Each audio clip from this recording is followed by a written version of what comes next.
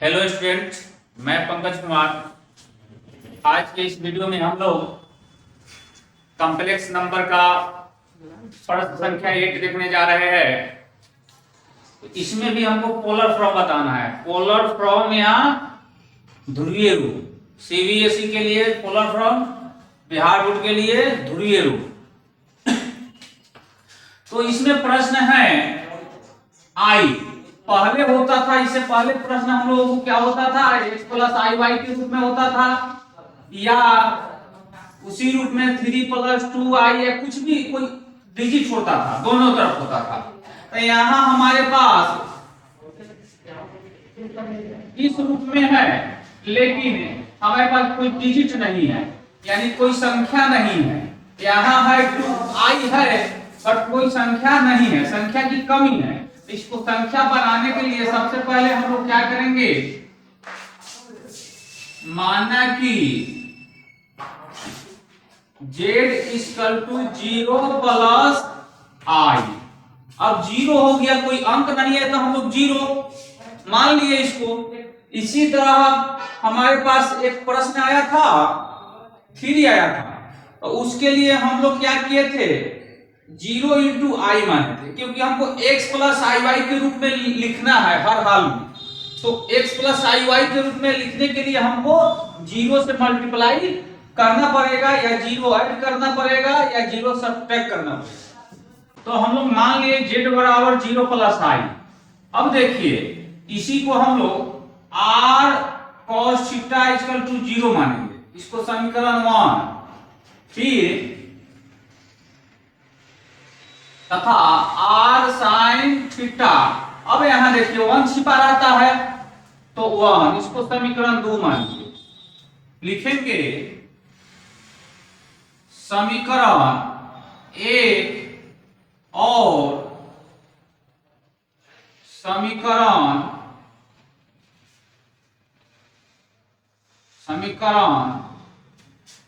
2 को वर्ग करके जोड़ने पर, इसको इंग्लिश में हम लोग लिखेंगे इक्वेशन 1 एंड इक्वेशन 2 स्क्वायरिंग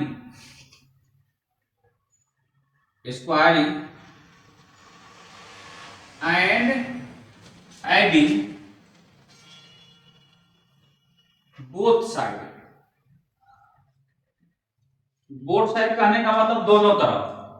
अब देखिए, तो हम लोग वर्ग करेंगे तो समीकरण 1 का, तो r square cos square theta plus समीकरण 2 में देखिए r square sine square theta equal to क्या हो जाएगा, 0 का स्क्वायर प्लस 1 का स्क्वायर। यहां से r स्क्वायर हमें कॉमन मिल रहा है, तो cos square theta plus sine square theta equal to 0 का स्क्वायर 0 होगा और 1 का स्क्वायर 1 होगा। तो 0 में 1 को ऐड करेंगे तो 1 ही होगा। तो r square cos square theta plus sine square theta का वैल्यू 1 होता है, r square into 1 equal to 1।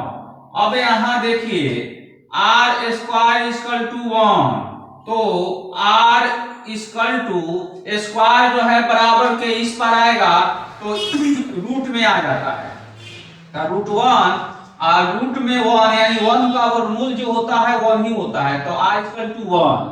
इसके बाद हम लोग थीटा का वैल्यू निकालेंगे। अब क्या हो जाएगा, tan theta equal to modulus y by x होता है। अब यहां देख लीजिए x का वैल्यू 0, x का वैल्यू x इक्वल टू 0 और y इक्वल टू 1। तो tan थीटा बराबर मॉडुलस में y बाई एक्स, थीटा को रहने देते हैं, tan को इस पार ले आएंगे तो इनवर्स में आ जाएगा tan इनवर्स। अब देखिए y का वैल्यू क्या है, 1 है और x का वैल्यू 0 है, तो theta equal to tan inverse. और tan किसी भी संख्या में अगर 0 से भाग देंगे तो वह अनडिफाइंड होगा, यानी कहने का मतलब इंफिनिटी होगा, तो इसको हम लोग इंफिनिटी लिखेंगे।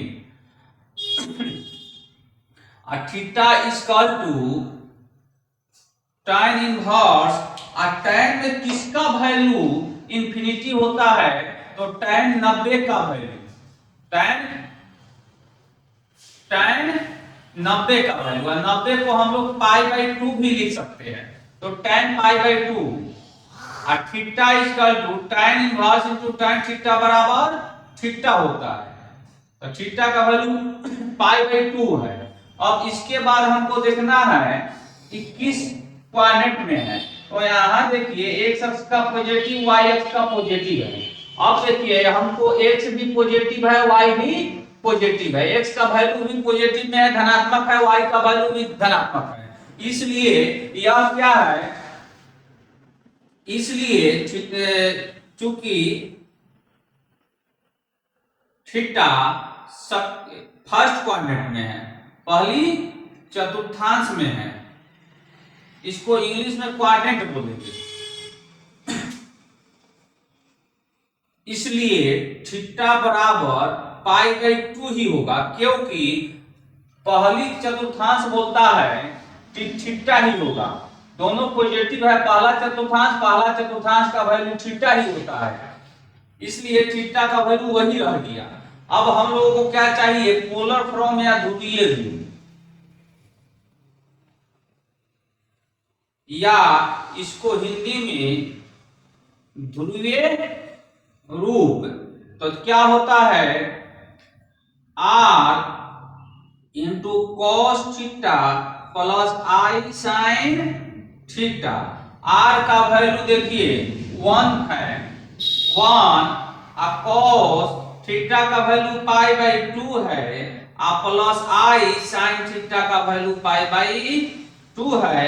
1 से अगर इसमें हम मल्टीप्लाई करेंगे तो वही संख्या रह जाएगा, इसलिए cos पाई बाई 2 और plus i sine pi by 2, आपका आंसर हो गया, पोलर फॉर्म समाप्त हुआ।